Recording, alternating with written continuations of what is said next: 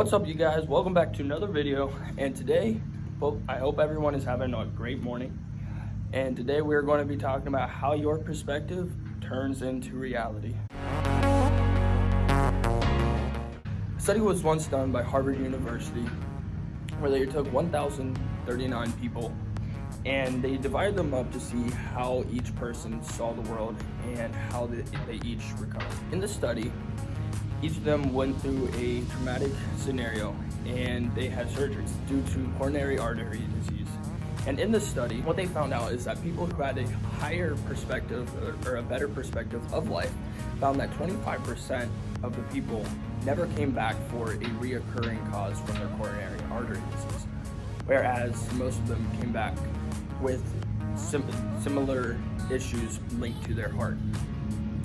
And it was also found that around 58% of people look at the world as glass half full, whereas 16% look at it as a glass half empty. How does this actually affect the real world, and how does your perspective actually make a difference on what becomes in the everyday world that you surround yourself with?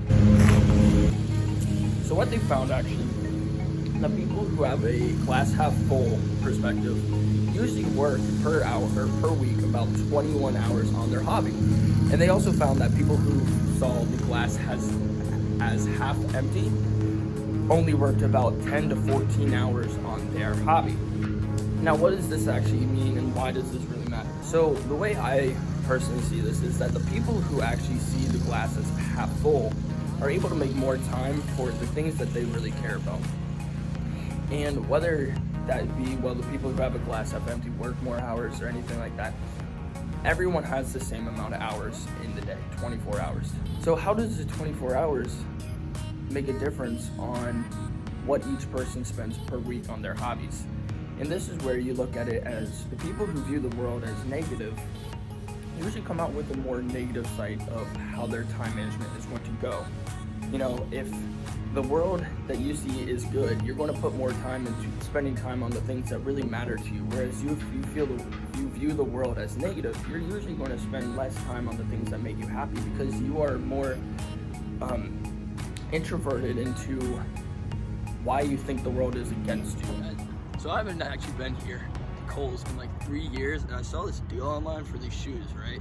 They were like 30 bucks. I got them literally a month and a half ago.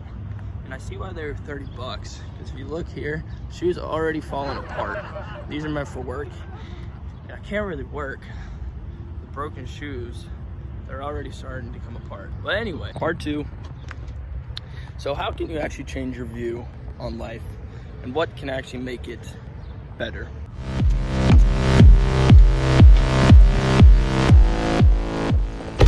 So how can you change your view? It's a good question, right? You know, there's times where things don't always actually go to plan, and you know, things happen, shit happens, right? So there's always those times where you want to look down on something, right? But it comes to the point where there's not much else you can do. You can only control the controllables. And every single time that something goes wrong, you know, the way you can actually change your view so that it's not negative is you have to switch the way you view things and take it as a learning experience, right? So if you always look at the things that are bad as something that has happened to yourself, the world is actually going to put more pressure and more negative onto you. But if you can find a way to make things that happen that are bad to you as a learning experience of what not to do, and actually use the negative parts as a learning experience, it's going to really change the way you view and how your mind perceives what is going on in life. Now, what happens when you are able to actually flip this? When you start viewing the negative things as positive, you're going to start realizing that more positive things come to you, whether that's actually a negative thing or whether that's actually a positive thing, right?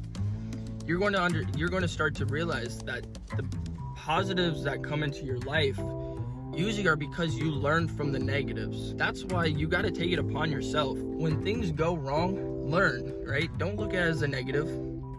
Learn to look at it as a learning experience, a way to actually train your brain to always make the negative look positive. And in the future, it's going to actually benefit you because you are going to learn a lot more, and your mind is going to view the world as a lot brighter, a lot more positive, and a lot more vibrant. And more things are going to come from this later down the road. It just builds. You have to let the time and the learning experiences of these negative events help you along your life. Everyone has negative experiences. It's a matter of how you actually take them and how you use them for your benefit instead of always viewing them as a actual negative. So part 3 to this is abundance in yourself. Everyone you look at is always really good at what they have always done because they have always tried it, right? If you've already tried doing a backflip off a diving board, you know that you can do that very well. But someone who has not already done a flip off a diving board doesn't know that they can do it. They have the fear of either pain or the fear of judgment, of failure. And this is something that a lot of people really struggle with when it comes to actual mindset, is that they feel like they don't have what it takes to actually try something. This is where the abundance really comes in. If you have never thrown this 50-yard touchdown, right? Do you think you can do it? What it takes, though, yes, granted, there's a lot of practice and there's failure that is going to be needed in order for you to be able to throw this 50-yard touchdown, right? But until you do it, you don't think you can. Everyone has it inside of them to be able to do whatever you want. It's a matter of getting over the hump of fear. The fear of the self-conflict, the fear of the self-consciousness, the fear of other people judging them, and the fear of failure. The main point to this that I want you guys to really take out of this, you as an individual should work on yourself, really work on yourself, and understand that you have it inside of you. You are abundant enough to do whatever you want. You just have to put your mind to it. As Eminem stated in Lose Yourself at the very end, and you can do anything you set your mind to, man. Let that line really resonate because it is so true.